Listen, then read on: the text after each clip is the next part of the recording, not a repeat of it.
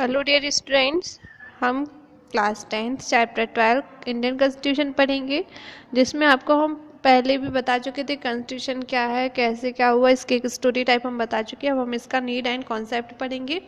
लिखा है constitution is needed for properly running the government and clearing defined rules and functions of legislature, judiciary and administration.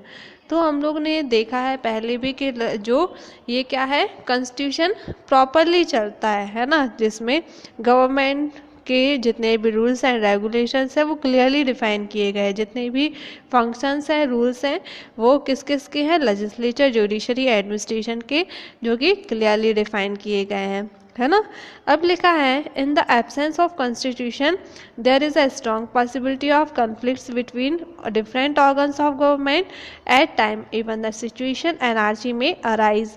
Fundamental rights and duties of citizens are also specified in constitution. अभी हमने पहले भी बताया था कि इसमें कौन कौन सी चीज़ें इंक्लूडेड हैं। तो फंडामेंटल राइट्स एंड ड्यूटीज़ हैं, वो भी किसके, सिटीजन्स के हैं, है ना, कॉन्स्टिट्यूशन में स्पेसिफाइड किए गए हैं। तो हम कह सकते हैं कि constitution is very base of government का जो बेस है वो कौन है, कॉन्स्टिट्यूशन है। मतलब यदि गवर्नमेंट चलाई जाती है तो गवर्नमेंट किस तरीके से चले, उसमें कौन कौन से एक्ट के थ्रू चले, उसमें क्या क्या प्रॉब्लम्स आएंगी तो वो कैसे सॉल्यूशन होगा, तो वो सारा कुछ किस में दिया है, कॉन्स्टिट्यूशन में दिया है ना। जितने भी सिटीजन्स होती है, पब्लिक होती है, उसके लिए कौन कौन सी फैसिलिटीज़ प्रोवाइड कर दे, किस किस स्कीम्स के थ्रू क्या क्या है, तो वो सारा कुछ किस में दिया है, कॉन्स्टिट्यूशन में दिया है। तो कॉन्स्टिट्यूशन में भी said to be a document which contains laws, rules and regulations. Constitution में हम कह सकते हैं कि क्या है, कॉन्स्टिट्यूशन एक डॉक्यूमेंट है जिसमें लॉज, रूल्स और रेगुलेशंस का कंटेन है, ठीक है, जो कि एक कंट्री को प्रॉपरली चलाने के लिए गवर्नमेंट के लिए बनाया गया है, ठीक है। तो कॉन्स्टिट्यूशन में क्या है, कॉन्स्टिट्यूशन एक डॉक्यूमेंट है, हमने पहले भी बताया कॉन्स्टिट्यूशन एक क्या है, डॉक्यूमेंट है जिसमें लॉ, रूल्स एंड रेगुलेशंस है जो गवर्नमेंट को प्रॉपरली चलाने के लिए, कंट्री के लिए लागू किए गए हैं। तो यहाँ लिखा है the makers of Indian constitution consulted to का useful provisions for constitution of several countries. जो कॉन्स्टिट्यूशन को जितने भी बनाया है वो जितनी भी कंट्री में, कई सारी कंट्रियों में जितनी भी यूजफुल प्रोविजंस देखे गए उनको ही मिलाकर ये कॉन्स्टिट्यूशन बनाया है, जिसमें डायरेक्टिव प्रिंसिपल्स थे, ठीक है। इसमें फंडामेंटल राइट्स के भी आइडियाज़ किसने दिए थे, यूनाइटेड स्टेट ऑफ अमेरिका ने दिए थे, है ना। तो कई सारे जो यहाँ लिखा है कॉन्स्टिट्यूशन में क्या है, एक डॉक्यूमेंट है जिसमें रूल्स एंड रेगुलेशंस बनाए गए हैं, जिसमें fundamental rights and duties included है ना। अब ये लिखा है यहाँ पे फॉर्मेशन ऑफ कॉन्स्टिट्यूएंट असेंबली। तो यहाँ लिखा है Indian constitution has been drafted by a constituent assembly. तो इंडियन कॉन्स्टिट्यूशन के द्वारा ही कॉन्स्टिट्यूएंट असेंबली बनाई गई, जिसमें लीडरशिप, जो फ्रीडम मूवमेंट के जितने भी लीडर्स थे, ब्रिटिश गवर्नमेंट थी और एडमिनिस्ट्रेशन, ये सब क्या है, इसका जो था बेसिस प्लान किया गया किसके थ्रू, कैबिनेट मिशन प्लान के थ्रू 1946 में। मतलब जो एडमिनिस्ट्रेशन के थ्रू, ब्रिटिश गवर्नमेंट के थ्रू, है ना, ये क्या बनाया गया, फॉर्मेशन किया गया। मतलब कॉन्स्टिट्यूशन कब, कैबिनेट मिशन प्लान के थ्रू 1946 में बनाया गया था। अब कैबिनेट मिशन 1946 क्या है, तो लिखा है this was are delegation comprising 3 members of British cabinet. मतलब ब्रिटिश कैबिनेट के 3 मेंबर्स थे, जिसमें basis of cabinet mission suggestion member of constituent assembly was elected in July 1946। जिसमें कैबिनेट मिशन ने सजेशन दिया कि कॉन्स्टिट्यूएंट असेंबली में मेंबर्स को इलेक्ट किया जाए। ये कब हुआ, जुलाई 1946 में। Indian political leaders had accepted a proposals of cabinet mission. तो जो इंडियन पॉलिटिकल लीडर्स थे उनने इस प्रपोजल को एक्सेप्ट कर लिया। मतलब इलेक्शन होने का इनने बोल दिया कि ठीक है, हम कैबिनेट मिशन के जितने भी कैबिनेट मिशन है उसको बनाएंगे और जितने भी लीडर्स हैं उन्हें इलेक्ट करेंगे, चुनेंगे, ठीक है। तो ये प्रपोजल ये पास हो गया। लिखा है the country was administered on the basis of government of India act 1935 during the period from formation of the constituent it's enactment. मतलब ये जो कंट्री का जो एडमिनिस्ट्रेशन था वो किस पर डिपेंड करता है, गवर्नमेंट पर। और ये कब हुआ, इसका एक्ट चलाया गया 1935, जिसमें कॉन्स्टिट्यूएंट असेंबली बनाई गई, ठीक है। इसके कितने मेंबर्स थे कॉन्स्टिट्यूएंट असेंबली, जो कॉन्स्टिट्यूशन की जो एक असेंबली बनाई गई, इसमें कब कितने मेंबर्स थे, कब बनाई गई थी, 1946 में बनाई गई थी। और कितने मेंबर्स थे, 292 मेंबर्स थे इस असेंबली में, है ना। यहाँ पर बताए गए हैं कि 292 मेंबर्स कितने थे और फिर बाद में इसका पार्टीशन हुआ तो कितने मेंबर्स थे, ये सारा कुछ इसमें बताया गया है। इसमें पंडित जवाहरलाल नेहरू भी थे, है ना, जो डॉक्टर राजेंद्र प्रसाद भी थे, मौलाना अब्दुल कलाम भी थे, श्यामा प्रसाद मुखर्जी भी थे। तो ये कई सारे जो लीडर्स थे वो इस मीटिंग में थे, ठीक है, इस असेंबली में थे। अब यहाँ पर आप लोग को बताया गया है, यदि आपकी कोई असेंबली तैयार होती है, यदि कोई ऑर्गेनाइजेशन या कोई ग्रुप तैयार होता है ना, इलेक्ट करके क्या हो गया, असेंबली तैयार हो गई, मतलब मेंबर्स को इसमें 299 मेंबर्स को इलेक्ट कर दिया गया, तो वो एक क्या तैयार हो गई, जो असेंबली तैयार हो गई, उसमें क्या होगी, अब मीटिंग होगी, है ना। तो मीटिंग कब हुई थी, फर्स्ट मीटिंग हुई थी 9 दिसंबर 1946 को, है ना, जिसको किसने किया था, जो चेयरमैन जिसके कौन थे, डॉक्टर सच्चिदानंद सिन्हा थे, ठीक है। यहाँ के जो फर्स्ट मीटिंग जो थी कॉन्स्टिट्यूएंट असेंबली के, उसके चेयरमैन को कौन बनाए गए, डॉक्टर सच्चिदानंद सिन्हा, ठीक है।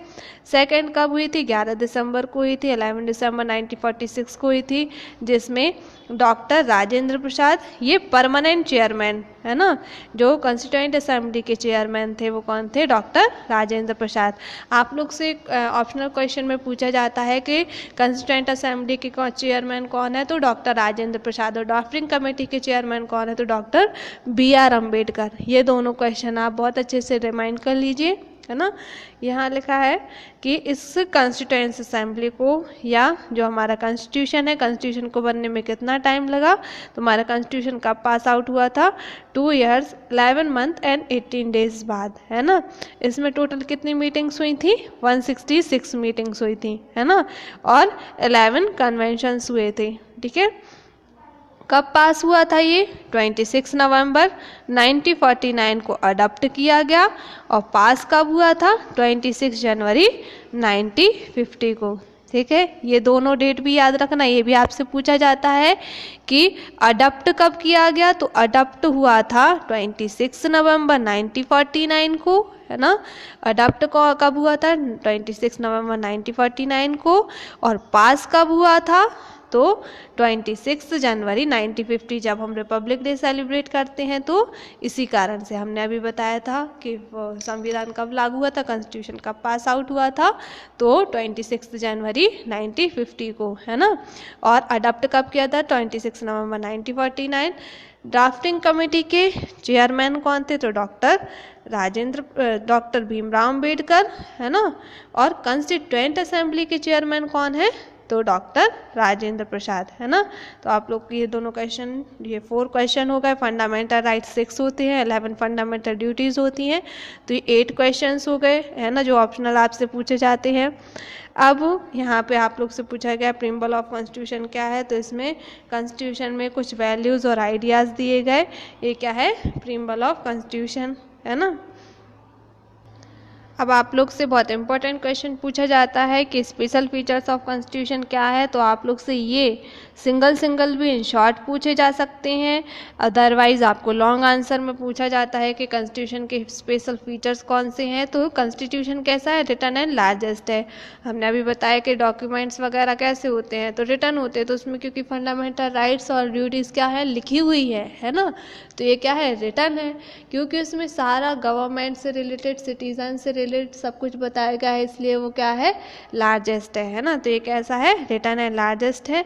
तो इसमें कितने आर्टिकल्स है, 395 आर्टिकल्स है, 12 शेड्यूल्स है, तो 22 पार्ट्स में कॉन्स्टिट्यूशन को डिवाइड किया गया है ना।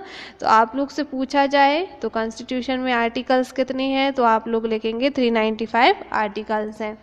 It is rigid and also flexible, क्योंकि क्या है इसको जितना है ना, इसमें क्योंकि कई सारे रूल्स एंड रेगुलेशन के अंडर भी कई सारे सेक्शंस दिए हैं, है ना, तो ये कैसा है, रिजिड है और फ्लेक्सिबल है। मतलब कैसा है, यदि हम बोल सकते हैं कि ये क्या है, प्रोसीजर से रिलेटेड है, क्योंकि इसमें कई सारी प्रोसीजर चलती हैं, तो उसमें धाराएं यदि हम देखते जाएंगे तो उसी धाराओं के अंतर यदि और भी अंदर धाराएं देखती जाएं तो कैसी जाए, वो हमारी जो प्रॉब्लम्स होती हैं, जैसे जज होता है, यदि जज को कोई केस दे दिया जाए तो वो जजमेंट करना है उसको, तो कैसा करेगा, तो वो कॉन्स्टिट्यूशन में जितनी धाराएं जितने एक्ट है, तो आप लोगों ने देखा होगा वकील जो होते हैं, लॉयर होते हैं, वो कई सारी धाराएं बताते जाते हैं, है ना, तो इस टाइप से कॉन्स्टिट्यूशन के ही आधार पर वो सारा फैसला लिया जाता है। तो ये जजमेंट जो किया जाता है, वो जज जो होते हैं वो फैसला किस बेसिस पे लेते हैं, कॉन्स्टिट्यूशन के बेसिस पे। तो ये कैसा हो गया, it is rigid and also flexible. Sovereign state, क्योंकि हमारी कंट्री है, जो हर कंट्री का अलग अलग कॉन्स्टिट्यूशन होता है, तो हमारी कंट्री का कॉन्स्टिट्यूशन बहुत ही ज़्यादा अलग है और अच्छा है ना, और लार्जेस्ट भी बोल सकते हैं, हमारी कंट्री का ही एक जो कॉन्स्टिट्यूशन है वो लार्जेस्ट है। सोशलिस्ट एंड सेक्युलर, ये कैसा है, सोसाइटी पर बेस्ड भी है और सेक्युलर भी है। हम लोग जितने भी पीपल्स हैं वो क्या है, इससे सिक्योर है, मतलब हम लोग को क्या है, यदि कोई सेफ्टी चाहिए, जैसे आप लोग देखते हो आजकल कितने आतंकवादी, चोरी घटनाएं, दुर्घटनाएं जितनी भी हो रही हैं, तो उसको प्रोटेक्ट कौन करता है, उस जो धाराएं जो एक्ट हैं उस कानून के थ्रू हम क्या हैं, सिक्योर हैं, है ना। तो कानून जो होता है, लॉज के थ्रू ही हम लोग सिक्योर है। वो लॉज किस में लिखे गए, यदि हम लोग को कोई प्रॉब्लम्स आती हैं तो हम लोग बता देते हैं कि ये हमसे इस बेसिस पे ये सारा क्राइम कर रहे हैं, तो उसी धाराओं के थ्रू उनको पनिशमेंट दी जाती है। तो ये क्या हो गया, सोशलिस्ट एंड सेक्युलर हो गया, है ना। फिर यहाँ पे लिखा है जैसे इंडियन कंडीशन सोशलिज्म के आधार पर कई सारी होती हैं, है ना, और कई सारे पार्टिकुलर रिलीजन्स होते हैं, तो वो क्या है, जो धर्म, कई सारे धर्मों के लोग हैं, तो वो भी इंडिया में कई सारे धर्मों के लोग एक साथ रहते हैं और वो भी अपने अपने धर्मों के आधार पर क्या है, सिक्योर है ना। तो ये इस टाइप से हम बोल सकते हैं क्या है, सोशलिस्ट एंड सेक्युलर हो गया, ठीक है। तो ये सारा जो है आप लोग को पढ़ना पड़ेगा। इसमें 6 फंडामेंटल राइट्स हैं और 11 फंडामेंटल ड्यूटीज़ जो हैं वो आप लोग को बताई गई हैं, और ये सारा आपको पढ़ना पड़ेगा। और हर एक जो एक 6 ऑफ फंडामेंटल राइट्स और ड्यूटीज़ वाला भी ये पॉइंट बना है, तो जो आप लोग से जैसे पूछा जाता है कि आप लोग के स्पेशल फीचर्स क्या है कॉन्स्टिट्यूशन के, तो कॉन्स्टिट्यूशन के स्पेशल फीचर्स तो आप कुछ मन से भी लिख सकते हैं। इसमें फंडामेंटल राइट्स है, ड्यूटीज़ है ना, और इसमें ये क्या है, लार्जेस्ट है, रिटर्न एंड लार्जेस्ट है, रिजिड और फ्लेक्सिबल है, सोशलिस्ट एंड सेक्युलर है ना। इसमें डायरेक्टिव प्रिंसिपल्स भी हैं, यूनिवर्सल एडल्ट फ्रांचाइज, मतलब हम इलेक्शन के थ्रू क्या करते हैं, एडल्ट मतलब होता है जब हम 18 साल के हो जाते हैं, एडल्ट, ठीक है, तो हमें वोट डालने का अधिकार होता है, अपना जो मेंबर होता है वो हमें खुद चुनने का अधिकार होता है, तो क्या हो गया, यूनिवर्सल एडल्ट फ्रांचाइज, है ना। तो अभी हमने जैसे पहले भी बताया था आप लोग को पहले प्रीवियस वीडियो में कि आप लोग को वोट डालने का अधिकार भी कॉन्स्टिट्यूशन में लिखा गया है ना। तो ये यूनिवर्सल एडल्ट फ्रांचाइज कहलाएगा कि हमारा ही कॉन्स्टिट्यूशन में अधिकार दिया गया कि all citizens have attain a age of 18 years irrespective of religion, caste and race, place of birth, मतलब किसी भी जगह पे वो किसी भी जाति धर्म का हो, वो सभी सिटीज़न को 18 साल में अधिकार होता है कि वो अपना कोई भी व्यक्ति है उसको, जैसे कोई भी लीडर है उसको चुनने का अधिकार होता है, ठीक है, किसके थ्रू, इलेक्शन के थ्रू, ठीक है। तो ये क्या कहलाता है, यूनिवर्सल एडल्ट फ्रांचाइज कहलाता है। तो ये सारे आपके फंडामेंटल राइट्स, ड्यूटीज, ये सब आपको पढ़ना है। ये बहुत इंपॉर्टेंट क्वेश्चन है, हमने बताया भी, ये 1 पॉइंट के बेस पे भी शॉर्ट आंसर में पूछा जाता है। अदरवाइज यदि लॉन्ग आंसर पूछते हैं तो स्पेशल फीचर्स ऑफ कॉन्स्टिट्यूशन पूछते हैं, तो ये बहुत अच्छे तरीके से लर्न कर लेना।